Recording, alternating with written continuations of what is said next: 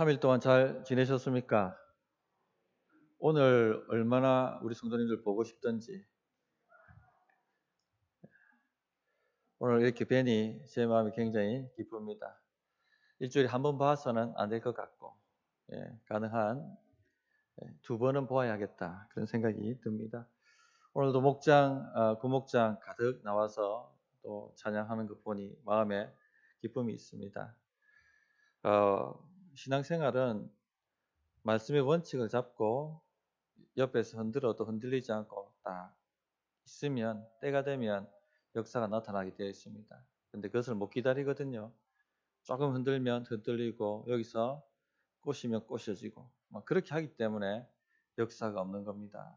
원칙 딱 잡고 누가 뭐라 하든지 간에 있어야 할 자리에 그대로 신실하게 주님 바라보고 있으면 때가 되면 하나님이 역사를 일으키십니다. 우리 성도님들 어떤 어려움이 있든지 간에 어떤 고난 가운데 있든지 간에 누가 뭐라 해도 흔들리지 마시고 딱 원칙 잡고 말씀의 원칙 잡고 그 자리 그대로 계십시오. 그러면 하나님이 열매 맺게 하시고 길을 내시고 역사하시는 줄 믿습니다. 헨리 브레카비 목사님의 하나님을 경험하는 삶이라는 주제를 지금 다루고 있습니다. 서양 사람들은 조직을 잘합니다. 굉장히 논리적으로 이론적으로 딱 단계를 만들어내는 것에 탁월하거든요. 이분이 하나님을 경험하는 7단계, 7실체, 하나님을 경험하는 삶의 7가지 실체 이런 식으로 단계를 딱 만들어 놓으셨습니다. 오늘 그 단계를 모세가 떨기나무 가운데 주님을 만남으로 시작되는 그런 말씀을 빗대어서 한번 전체적으로 개관을 해보고자 합니다. 첫째, 하나님은 항상 우리 주위에서 일하고 계시다 하는 것입니다.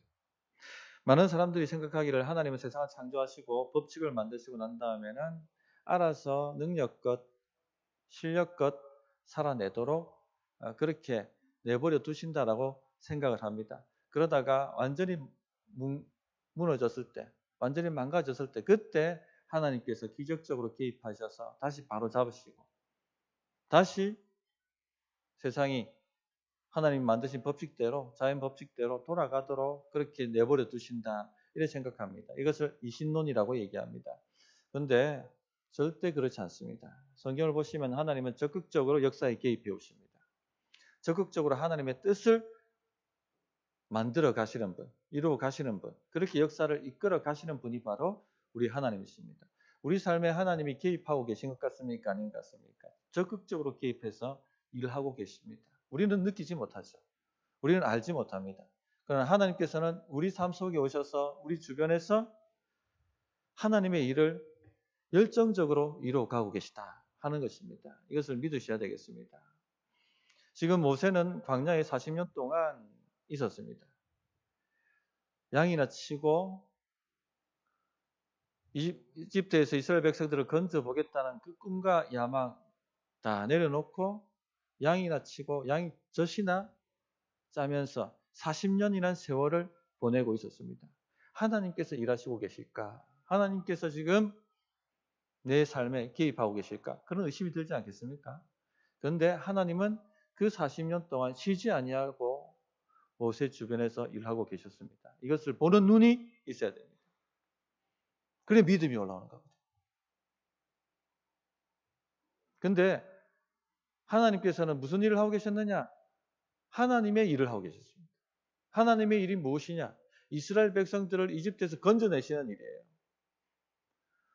그것은 작은 일이죠. 더 큰 일이 있죠. 죄의 구덩이에서 하나님의 백성을 건져내는 일을 하나님께서 계획하고 계시고 그 일을 지금도 하고 계십니다. 자, 때가 되었습니다. 하나님께서 모세를 준비시키셨고 그리고 그 모세를 부르시기 위해서 오시는 겁니다. 40년 동안 하나님이 무슨 일을 하셨느냐? 이스라엘 백성들을 이집트에서 건져내는 일을 하셨고 그 40년 동안 모세를 광야에서 일꾼 되도록 준비하고 계셨다는 겁니다. 그 일을 하나님께서 하고 계셨습니다. 침묵하는 것 같이 보였지만 하나님께서는 이처럼 하나님의 일을 위해서 모든 만사를 준비하고 계셨습니다. 첫 번째 기억해야 될 것이 하나님께서 우리 삶 속에서 우리 주변에서 하나님의 일을 하고 계시다는 겁니다. 근데 그 일은 하나님의 일입니다. 우리 일이 아닙니다. 하나님의 일은 뭐냐? 영혼을 구원하는 일입니다. 이스라엘 백성들을 출애굽시키는 일입니다. 그 일에 모세를 40년 광야에서 준비시켰다는 겁니다. 양치는 일을 통해서 준비시키고 있었다는 겁니다. 꼭 기억하십시오. 설거지하는 일을 통해서, 아이들 똥기저귀 가는 일을 통해서 무슨 준비를 시키고 계세요?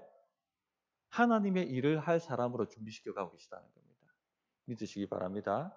두 번째 실체입니다. 두 번째 단계.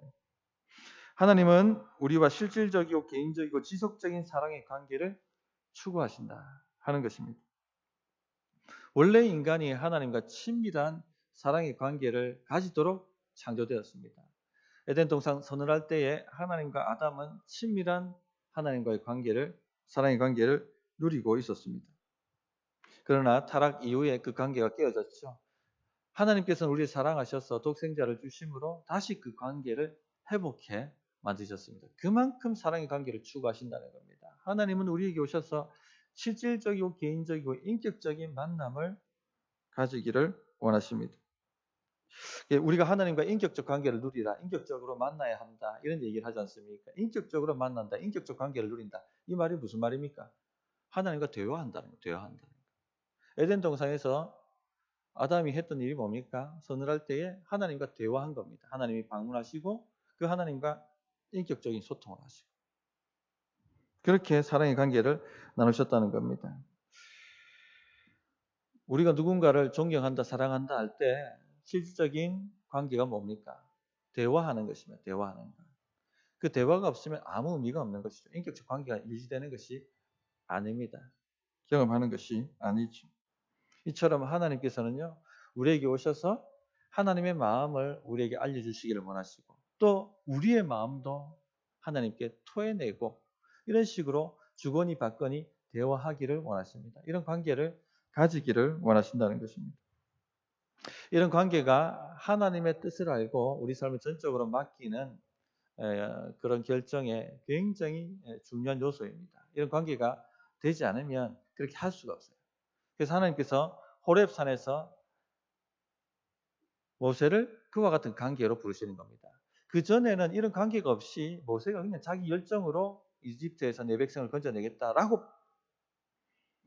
했다가 다 그냥 망해버리지 않습니까? 그런데 지금 하나님께서 40년 준비시키고 난 다음에 무슨 관계로 부르시느냐? 실질적이고 개인적인 인격적 관계로 모세를 불러주신다는 겁니다. 자, 말씀 보십시오. 그 호렙산에서 하나님께서 모세에게 나타나셨는데 출애굽기 33장 11절에 보면 사람이 자기의 친구와 이야기함 같이 여호와께서는 모세와 대면하여 말씀하시며 이렇게 말씀하십니다. 사람이 자기의 친구와 이야기함 같이 여호와께서는 모세와 대면하여 말씀하시며 이런 관계를 만들어 가셨다는 겁니다. 이런 관계로 부르셨다는 겁니다. 떨기나무 가운데서. 민수기 12장 8절에도 보면 그와는 내가 대면하여 명백히 말하고 은밀한 말로 하지 아니하며 그냥 수수께끼 같은 말로 추측하게 만들지 않으셨다는 겁니다. 명백히 말하고 은밀한 말로 말씀하시지 않았다. 하나님의 마음과 계획을 그냥 드러내 보여주셨다 하는 것입니다. 그래서 먼저 하나님께서 이 사랑의 관계로 모세를 초청하셨다 하는 것을 아시기 바랍니다. 우리도 지금 그렇게 초청하고 계신 거예요. 나는 너와 대화하기를 원한다. 너와 사랑의 관계를 가지기를 원한다. 그렇게 초청하시는 것입니다. 이런 관계 속에서 하나님의 뜻을 알게 되는 것입니다. 자, 세 번째 단계입니다. 하나님께서는 우리를 하나님의 일에 참여하도록 초청하신다 하는 것입니다. 우리가 우리 뜻을 계획해놓고 하나님 이 계획에 복을 주십시오 하는 것은 맞습니까? 맞지 않습니까? 맞지 않습니다. 누가 맞춰야 됩니까? 우리가 맞춰야 되는 것이죠. 하나님은 하나님의 일을 하십니다. 우리 일을 하시는 것이 아니라 하나님의 일을 하십니다. 그러면은 누가 맞춰야 됩니까? 우리가 그 하나님의 일을 깨닫고 하나님께 맞춰가는 겁니다. 우리 인생을 조정하는 것입니다. 그래서 주님께 쓰임받고 주님이 원하시는 크게 일을 감당하는 사람으로 자라가는 것이죠. 하나님은 절대 진의가 아니세요. 근데 많은 사람이 그렇게 생각한단 말입니다. 하나님은 심부름꾼, 우리는 우리 인생의 주인. 우리가 계획해놓고 심부름꾼은 오셔서 우리 일을 잘 되도록 복 주시고 만들어 달라는 겁니다. 절대 그렇게 역사하지 않습니다. 이거 무당이 하는 일과 다를 바가 없는 것입니다. 다른 종교에서 하는 일과 다를 바가 없는 것입니다. 하나님은 하나님의 일을 하십니다. 영혼을 구원하는 큰 일을 하고 계신 것입니다. 그 일에 우리의 삶을 만지시고 다루시고 준비시키신 다음에 친밀한 사랑의 관계를 초청하시고 그리고 그 계획으로 우리를 초청해 주시는 겁니다. 내가 이 일을 하려고 하니까 참여하라고. 그렇게 우리를 초청하시는 겁니다. 저는 데이비드 윌커스 목사님 얘기를 제가 드리지 않습니까? TV 보는 것이 인생의 낙이었는데 저녁에 퇴근하고 하나님께서 삶을 조정하라고 나는 너와 더 친밀한 교제를 가지기 원한다. 네가 기도했으면 좋겠다. 그 마음을 계속 주셨다고 했죠. 그래서 삶을 조정하지 않습니까? 무슨 관계로 초청합니까? 실질적이고 개인적이고 인격적인 하나님과의 관계로 초청하는 겁니다. 그리고 그 관계가 충분히 익어졌을 때 맨하탄에서 일어난 마약 중독자들의 살인사건 그 뉴스를 접하게 만듭니다. 그리고는 마음에 견딜 수 없는 그들을 향한 사랑이 불꽃같이 일어납니다. 그리고 주님이 말씀하시죠. 초청하시는 것이죠. 주님이 하시는 일을 보여주신 거예요. 나는 저 마약 중독자들, 저 젊은 갱들을 그 죄악에서 건져서 영원히 살게 하기를 원한다. 지금 하나님은 그 일을 하고 계셨습니다. 그 일을 위해서 누구를 준비시키고 계셨습니까? 데이비드 윌커슨을 준비시키고 계셨습니다. 그리고 그 일을 어느 순간에 보여주시고는 네가 이 일에 동참했으면 좋겠다라고 초청을 하시는 것입니다. 그러면 어떻게 합니까? 삶을 조정해야 되는 것이죠. 삶을 조정하는 것입니다. 그래서 그 일에 그냥 뛰어들게 됩니다. 이 목사님이. 안정적인 자신의 목회를 다 내팽개치고 한 번도 가본 적이 없는 맨하탄에 가서 그 마약 중독자들을 찾아다니면서 복음을 전하기 시작합니다. 그를 통해서 수많은 마약 중독자들이 마약을 끊고 새 삶을 살고 그 가운데 목회자가 된 사람도 많고 그런 기적 같은 일들이 일어나는 것이죠. 하나님을 경험하는 겁니다. 성경에서 말씀하시는 하나님을 내 삶에 내가 경험하는 것이죠. 기적을 행사하시고 일으키시는 하나님. 그런 식으로 하나님을 알아가는 겁니다. 네 번째 단계. 하나님은 하나님 자신과 하나님의 뜻을 보여주시기 위해 성경, 기도, 환경, 교회라는 통로를 통해서 말씀하십니다. 지금 불타는 떨기나무 가운데 모세는 하나님의 음성을 듣습니다. 3장 5절 보십시오. 5절 6절 하나님이 이르시되 이리로 가까이 오지 말라. 내가 선 곳은 거룩한 땅이니 내 발에서 신을 벗어라. 또 이르시되 나는 내 조상의 하나님이니 아브라함의 하나님, 이삭의 하나님, 야곱의 하나님이라. 모세가 하나님 배우기를 두려워하여 얼굴을 가리며 하나님 자신이 누구신지 알려주시는 것이죠. 나는 거룩한 하나님이시다. 그리고 나는 아브라함의 하나님, 이삭의, 야곱의 하나님이시다. 언약의 하나님이시다. 하는 것을 모세에게 알려주십니다. 그러면서 지금 하나님이 무슨 일을 하고 계신지 그 뜻을 드러내 보여주시죠. 7절, 8절에 그 내용이 나오죠. 여호와께서 이르시되 내가 애굽에 있는 내 백성의 고통을 분명히 보고 그들이 그들의 감독자로 말미암아 부르짖음을 듣고 그 근심을 알고 내가 내려가서 그들을 애굽인의 손에서 건져내고 그들을 그 땅에서 인도하여 아름답고 광대한 땅, 젖과 꿀이 흐르는 땅, 그 가나안 땅으로 인도하시겠다. 이렇게 뜻을 나타내셨습니다.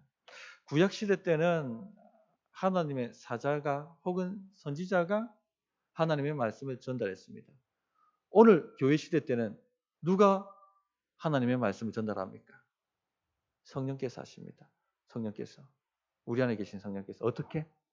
하나님의 말씀을 통해서, 설교를 통해서, 혹은 말씀을 공부하는 것을 통해서 말씀을 읽을 때 깨닫게 만드시는 거죠. 성령이 오시면 진리를 생각나게 하리라. 내가 한 말을 생각나게 하리라. 깨닫게 하시는 것입니다. 밝혀주시는 것이죠. 그러면서 하나님의 뜻을 아는 겁니다. 둘째, 기도 가운데. 우리가 기도하면, 깊이 기도하면 주의 음성이 들립니다. 감동이 옵니다. 대화하시는 것이죠. 그렇게 말씀을 하십니다. 또 환경을 통해서 말씀하시죠. 갑자기 환경이 바뀐다든지 뭔가 뜻이 있는 것이죠. 갑자기 환경이 막힌다든지 뭔가 뜻이 있는 것이죠. 그 뜻을 통해서 하나님이 무슨 일을 하시는가를 깨닫게 하시는 것입니다. 바울이 소아시아에 복음을 전하려 했지만 길이 막혔습니다. 환경이 막혔습니다. 열리는 곳은 유럽이었습니다. 뭔가 말씀하고 계신 것이죠. 그런 식으로 성령께서 말씀하십니다. 또한 교회를 통해서 말씀하십니다. 교회를 통해서 말씀하신다는 건요, 같은 교우들을 통해서, 목장 식구들을 통해서 말씀을 하신다는 겁니다. 집사님, 제가 기도해 봤는데 집사님 이래야 될 것 같아요. 거기에 하나님의 말씀의 통로가 있습니다. 그래서 우리가 인생의 어떤 극적인 일을 결정할 때는요, 한 가지 통로를 통해서 감동받아서 확정 짓고 달려갈 것이 아니라 이 네 가지 통로를 통해서 확정을 받으셔야 됩니다. 사업을 하나 새롭게 해야 된다. 뭐 이런 것들. 아니면 지역을 옮겨서 해외로 일을 하러 나가야 된다. 인생이 결정적인 거잖아요. 또 결혼을 해야 된다. 네 가지 통로를 통해서 확정을 받아야 됩니다. 그런 식으로 하나님이 말씀하신다. 그렇지 않으면 잘못된 판단을 내리고 그 대가를 고스란히 지불할 수가 있습니다. 자, 다섯 번째 단계. 하나님의 부르심은 항상 우리를 믿음의 갈등으로 몰아넣는다는 겁니다. 하나님의 일로 부르셨습니다. 우리가 할 수 있는 일이 아닙니다. 하나님의 일입니다. 하나님께서 능력을 주셔야지, 문을 열어주셔야지 할 수 있는 일이죠. 모세에게 가서 애굽 바로 왕 앞에 가서 내 백성을 보내라고 말하라고 하는 겁니다. 이것이 됩니까? 목동에게 그 일을 지금 하나님께서 시키고 계신 것입니다.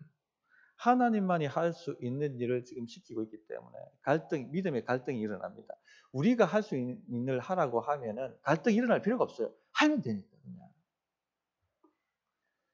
근데 우리가 할 수 없는 일을 지금 하라고 요구하시니까 갈등이 일어나는 것입니다. 만약 내가 잘못 들었다면 어떻게 하지?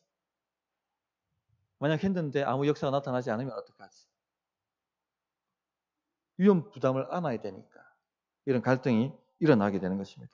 모세가 이 음성을 따라서 간다는 것은요, 지금 자신이 해왔던 40년간 해왔던 일들을 다 내려놓고, 그리고 자신이 살았던 곳을 다 내려놓고 애굽으로 가족들 데리고 다 떠나야 된다는 것을 얘기하는 겁니다. 엄청난 변화를 일으키는 것이죠. 엄청난 조정을 하는 것이죠. 만약 잘못 들었다면 다 날리는 것입니다. 게다가 애굽 바로 왕이 누굽니까? 그 당대의 최고의 강대국의 무시무시한 왕이었습니다. 그 왕을 피해서 도망가지 않았습니까? 그런데 그 왕 앞에 가서 내 백성을 풀어놓아 주라. 만약 바로가 웃기는 소리 하지 마라 하고 칼로 치면 어떡합니까? 그 자리에서 바로 칼로 치면 그냥 헛된 죽음 하는 것이죠. 잘못 들었다면. 또 40년 전에 모세가 이스라엘 백성들을 한번 인도해서 출애굽하려고 노력을 한번 해봤지 않습니까? 근데 누가 거절했죠? 이스라엘 백성들이 거절했습니다. 이스라엘 백성들이. 근데 내가 다시 그들한테 간다고? 그들이 나를 받아줄까? 지도자로? 만약 잘못 들었다면. 낙동강 오리알입니다. 오리알. 만약 잘못 들었다면. 큰일이 되는 것이죠. 이처럼 하나님의 일이기 때문에, 내 힘으로 할 수 없는 일이기 때문에 믿음의 갈등이 일어납니다. 잘못 들은 게 아닐까? 다시 점검하고, 아까 얘기했던 말씀, 기도, 환경, 사람들, 교우들 통해서 다시 점검하는 겁니다. 또 확정받고, 그럼 조정해야 되죠, 삶을. 6단계. 그래서 우리는 하나님의 역사에 참여하기 위해서 우리 인생을 하나님의 뜻에 맞게 조정해야 됩니다. 많은 사람들이 여기서 포기합니다. 많은 사람들이 여기서 포기합니다. 그래서 하나님을 경험하지 못합니다. 기적을 맛보지 못합니다. 모세가 미디안 광야에 그대로 남아있으면서 하나님의 일을 할 수는 없습니다. 뭐 아니면 도입니다. 뭐 아니면 도. 다 내려놓고 떠나든지 아니면 주의 말씀을 그냥 포기하든지 둘 중에 하나밖에 없는 겁니다. 그러나 하나님이 말씀하셨다면 우리는 그 뜻에 우리 전 삶을 조정시켜야 됩니다. 어떤 대가를 지불하든지 간에 다 조정시켜야 되는 것이죠. 예수님께서 물고기 잡는 베드로에게 오셔서 내가 너를 사람 낚는 업으로 만들겠다 하고 초청하셨습니다. 주의 뜻을 보여주시고 동참하라고 초청하셨죠. 베드로는 배와 그물과 그리고 아버지를 버려두고 따랐다고 되어 있습니다. 그 모든 것을 다 가지면서 주의 일을 할 수는 없는 겁니다. 다 포기해야 되는 것이죠. 그래야지 하나님의 일을 경험하게 되는 것이죠. 사도 바울도 마찬가지입니다. 다메섹에서 예수님을 만났습니다. 너를 이방인의 사도로 만들어주겠다. 전과 같이 지내면서 그 일을 할 수는 없습니다. 전처럼 바리새인으로서 누렸던 모든 지위와 혜택과 특권을 그대로 가지고 있으면서 주의 일을 할 수는 없는 겁니다. 다 배설물처럼 내려놓아야 되는 것이죠. 그리고 그가 경험했던 것은 돌에 맞고 파손하고 그리고 늘 죽음의 공포에 시달리는 대가를 지불하는 것이었습니다. 이처럼 삶을 주님께 조정시키지 않으면 하나님의 일을 경험할 수가 없어요. 그런데 많은 사람들이 여기서 무너집니다. 못합니다. 그리고 왜 내 삶에는 하나님의 일이 없는가? 왜 내 삶에는 하나님의 역사가 없는가? 하고 누구 원망합니까? 하나님을 원망해요. 6번째 단계. 주의 뜻에 내 삶을 조정시키는 겁니다. 어떤 대가가 오더라도. 마지막 7단계. 우리는 하나님께 순종하고 하나님은 우리를 통해서 하나님의 일을 성취하시고 우리는 하나님을 경험으로 알게 됩니다. 모세가 자신의 삶을 주님 앞에 조정시켰을 때 어떤 역사를 경험합니까? 바로 왕보다 크신 하나님을 경험합니다. 10가지 재앙으로 이집트를 초토화시키는 전능하신 하나님, 위대하신 하나님을 경험하시죠. 또 홍해를 가르시고 길을 내시는, 길이 없는 곳에서도 길을 만드시는 그 크신 하나님을 경험하게 되는 것입니다. 나중에 광야를 지나면서 매 순간마다 하나님의 뜻을 깨닫게 하시고 하나님이 그 일을 하라고 또 초청하실 때마다 순종했을 때 그때마다 새롭게 또 하나님을 경험하게 됩니다. 우리 삶이 바로 이와 같은 과정으로 나아가는 겁니다. 이 과정이 반복되고 그러면서 하나님을 경험하고 그렇게 친밀하게 경험적으로 하나님을 알게 되는 것입니다. 그런 사람을 통해서 하나님은 큰 일을 계획하고 계시고 하기를 원하시는 것입니다. 우리 성도님들이 이 단계를 잘 아시고 지금 어느 단계에 와 있든지 간에 그 단계에서 해야 될 순종을 하셔서 주님께 귀하게 쓰임받는 그런 일꾼들 다 되시기를 바랍니다. 네, 찬양하겠습니다.